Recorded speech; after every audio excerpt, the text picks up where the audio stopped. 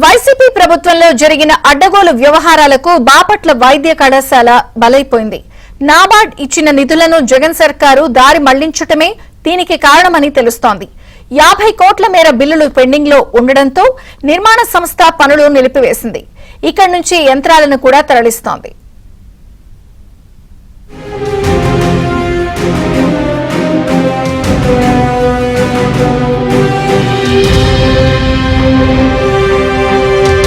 ఉమ్మడి గుంటూరు జిల్లాలో బాపట్లకు వైద్య కళాశాల మంజూరు చేస్తున్నట్లు 2020 మార్చిలో అప్పటి వైసీపీ ప్రభుత్వం ప్రకటించింది. పట్టణ శివారు జమ్ములపాలెం రోడ్డులో 55 ఎకరాల అసైన్డ్ భూమిని వైద్య కళాశాలకు కేటాయించారు.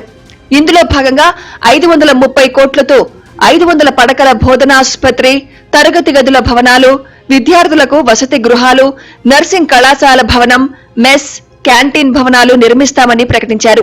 ఏడాది తర్వాత 2021 మే 31న ఆర్భాటంగా వైసీపీ మంత్రులు, స్థానిక ఎంపీ, ఎమ్మెల్యే, ఇతర ప్రజా ప్రతినిధులు, నేతలు వైద్య కళాశాల నిర్మాణానికి భూమి పూజ చేశారు. అప్పటి సీఎం జగన్ రెడ్డి తాడేపల్లి నుంచి వర్చువల్ గా శంకుస్థాపన చేసి శిలాఫలకాన్ని ఆవిష్కరించారు. 2.5 ఏళ్లలో వైద్య కళాశాల, బోధనా ఆసుపత్రి నిర్మాణాన్ని పూర్తి చేసి ప్రారంభిస్తామని గొప్పగా ప్రకటించారు. వైద్య కళాశాల ప్రారంభం ద్వారా కొత్తగా ఎంబీబీఎస్ సీట్లు మంజూరవుతాయని ఆశలు కల్పించారు. బాపట్లను వైద్య కేంద్రంగా తీర్చిదిద్దుతామని ప్రచారం కూడా చేశారు.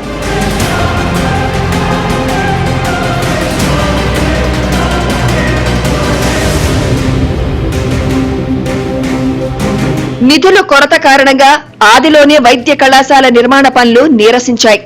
నిర్మాణ సంస్థ మెగా ఇంజనీరింగ్ ఇన్ఫ్రాస్ట్రక్చర్ లిమిటెడ్ పనులు నత్తనడకన సాగాయి.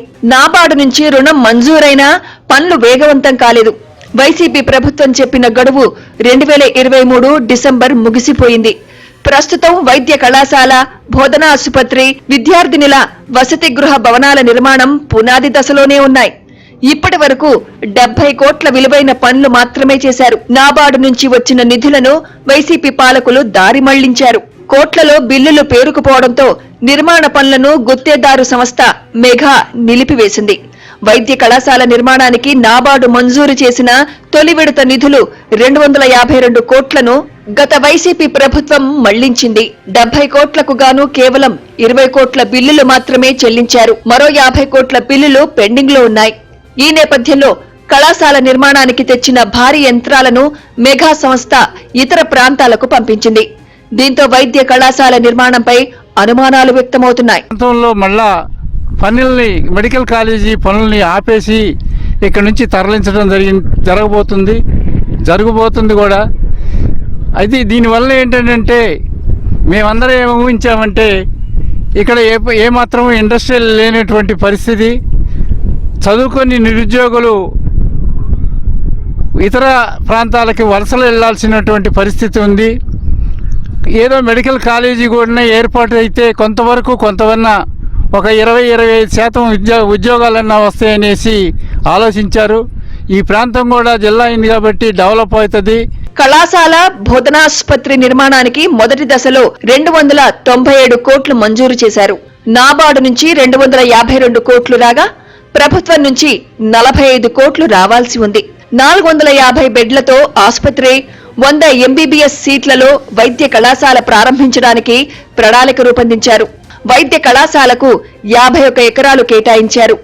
మెగా ఇంజనీరింగ్ వర్క్స్ ఏజెన్సీ ద్వారా ఇప్పటి వరకు 70 కోట్ల విలువైన 15% పనులు జరిగాయి. నిధులు మళ్లింపు కారణంగా పునాది దశలోనే పనులు నిలిచిపోయాయి.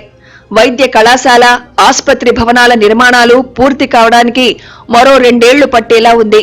ఇదే స్పీడ్ కొనసాగితే 2025-26లో ఎంబీబీఎస్ తరగతులు ప్రారంభం కావటం అసాధ్యంగా కనిపిస్తోంది.